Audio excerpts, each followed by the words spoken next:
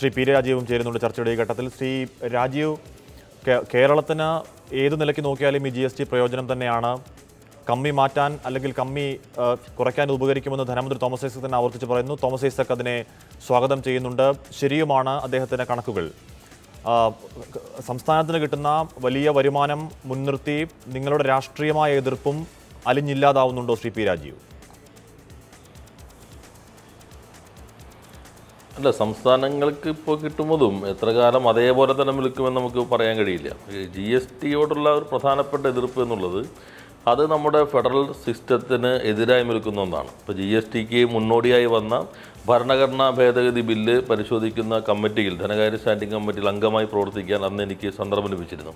അന്ന് കോൺഗ്രസ്സാണ് ഈ ബില്ല് കൊണ്ടുവന്നത്, ഭരണഘടനാ ഭേദഗതി. അന്ന് ഭേദഗതി ബില്ല് കൊണ്ടുവന്ന സന്ദർഭത്തിൽ അതിനെ ശക്തമായി എതിർത്തിരുന്ന ഗുജറാത്തിൻ്റെ മുഖ്യമന്ത്രി നരേന്ദ്രമോദി ശക്തമായി എതിർക്കുകയാണ് ചെയ്തിട്ടുള്ളത്. ഒരു കാര്യം നാം കാണേണ്ടത്, അമേരിക്കയാണല്ലോ ഈ നവ ഉദാരവൽക്കരണത്തിൻ്റെ ഏറ്റവും ശക്തമായി നിൽക്കുന്ന വക്താവ് എന്നുള്ളത്. അമേരിക്കയിൽ പോലും GST എന്നൊരു ഏകീകൃതമായിട്ടുള്ള നികുതി സംവിധാനം നടപ്പിലാക്കാൻ ഇതുവരെ കഴിഞ്ഞിട്ടില്ല. അങ്ങനെ കഴിയാതെ പോയത് ആഗോളവൽക്കരണ നയവും അമേരിക്കൻ ഫെഡറൽ സംവിധാനവും തമ്മിലുള്ള ഏറ്റുമുട്ടലിനകത്ത് ഫെഡറൽ കാഴ്ചപ്പാടുകൾക്ക് മുൻതൂക്കം കിട്ടിയത് കൊണ്ട് തന്നെയാണ് ഒരു ഏകീകൃത നികുതി ഘടന അവിടെ പോലും നടപ്പിലാക്കാൻ കഴിയാതെ പോയത്. പക്ഷേ നമ്മുടെ രാജ്യത്ത് ഇപ്പോൾ ഒരു ഏകീകൃത നികുതി ഘടനയിലേക്ക് വരികയാണ്.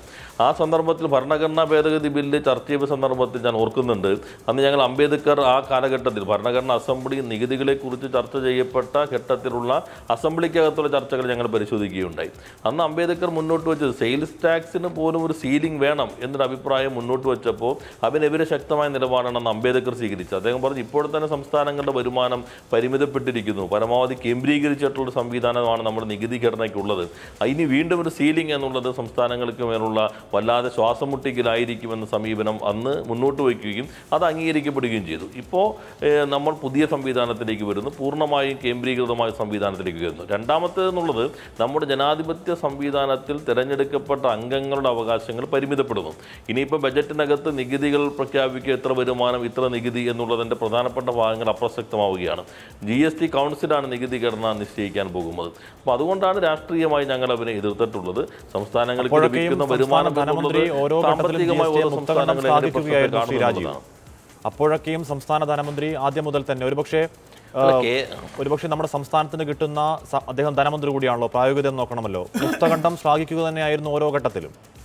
അദ്ദേഹം ഇടപെടുകയും ചെയ്തു. അല്ല, കേരളം ഒരു കൺസ്യൂമർ സ്റ്റേറ്റ് ആയതുകൊണ്ട് ഉപഭോക്തൃ സംസ്ഥാനം എന്ന നിലയിൽ നമുക്ക് കുറേ ഗുണമുണ്ടാകും. സാമ്പത്തികമായി നികുതി വരുമാനത്തിനകത്ത് വർധന ഉണ്ടാകുമെന്ന് യാഥാർത്ഥ്യമാണ്.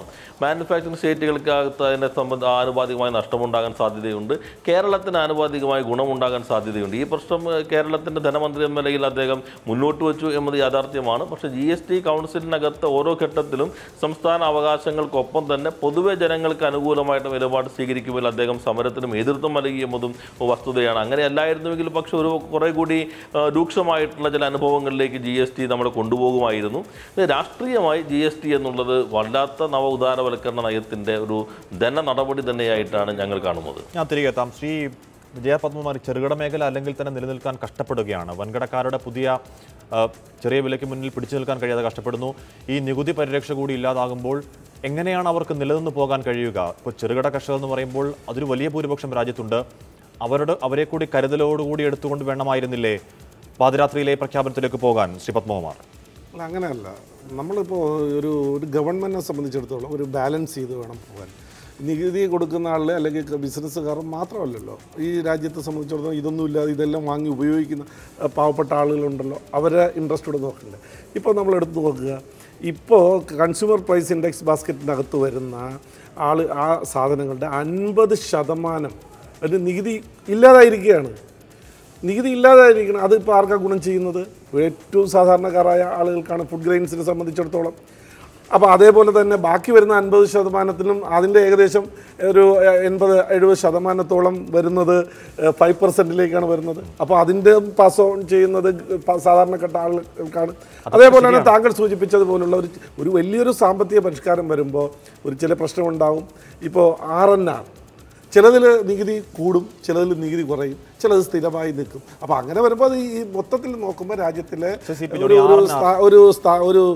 ഒരു ബാലൻസ് ചെയ്ത് പോവാം ഒരു വ്യവസ്ഥ ഇതിനകത്തുണ്ടല്ലോ. ശരിയാണ് പത്മകുമാർ പറഞ്ഞത്. CPI ബാസ്കറ്റിൽ 50% 0 ആകുന്നു. അത് സാധാരണക്കാർ ഗുണകരമാകും. പക്ഷേ ഈ ചെറുകിട വ്യവസായങ്ങൾ, പ്ലൈവുഡ് പോലുള്ള വ്യവസായങ്ങൾ GST നിരക്ക് ഉയരുന്നു, ടൂറിസത്തിന് തിരിച്ചടി, ആയുർവേദത്തിന് നികുതി കൂടുന്നു, കയർ 12% കൂടുന്നത്, ഹോട്ടൽ 0.5 നിന്ന് 5% ഉയരുന്നു.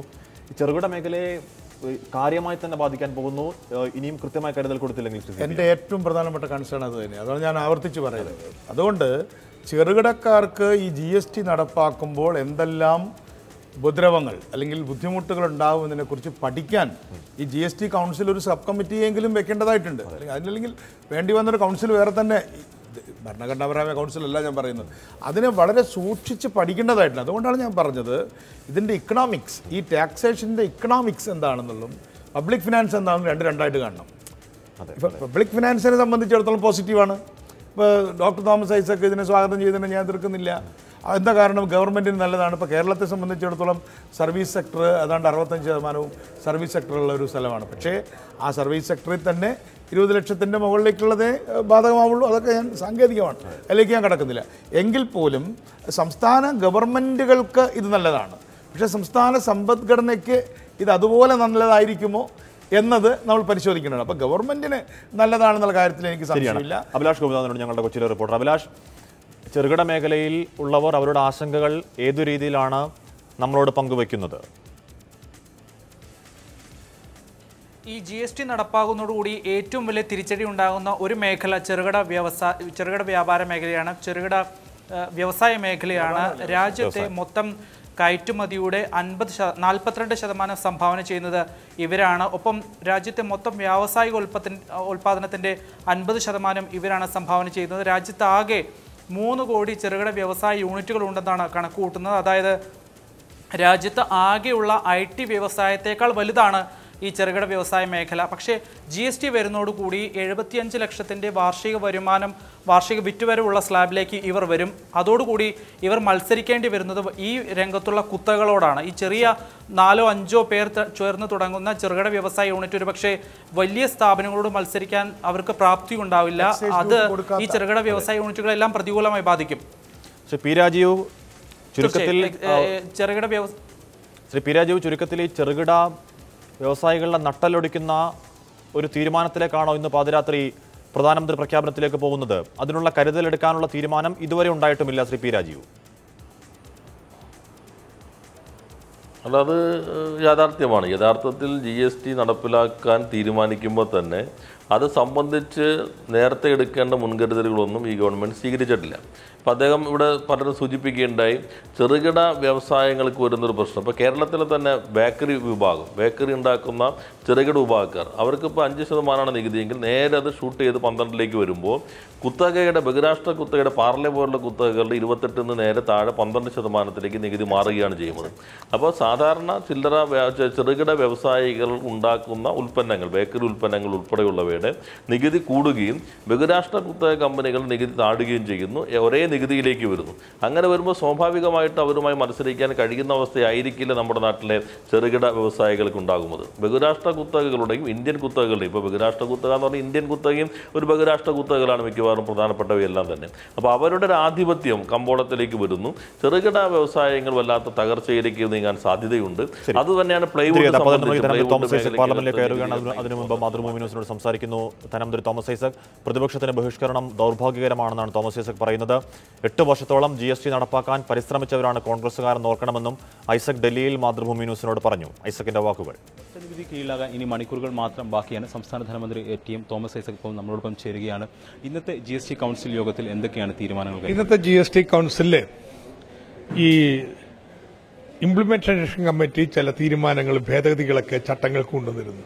അപ്പോൾ അത് റാറ്റിഫൈ ചെയ്യണം. വലിയ കാര്യമുള്ള കാര്യങ്ങളല്ല, എങ്കിലും ചെറിയ ഒത്തിരി കാര്യങ്ങളുണ്ടായിരുന്നു. അവയാകെ വായിച്ച് കേട്ട് അംഗീകരിച്ചു. അത് സംബന്ധിച്ച് തർക്കങ്ങളൊന്നും ഉണ്ടായില്ല. പക്ഷേ ഒരുപാട് സമയമെടുത്ത കാര്യം വളത്തിന്റെ നികുതി സംബന്ധിച്ചാണ്.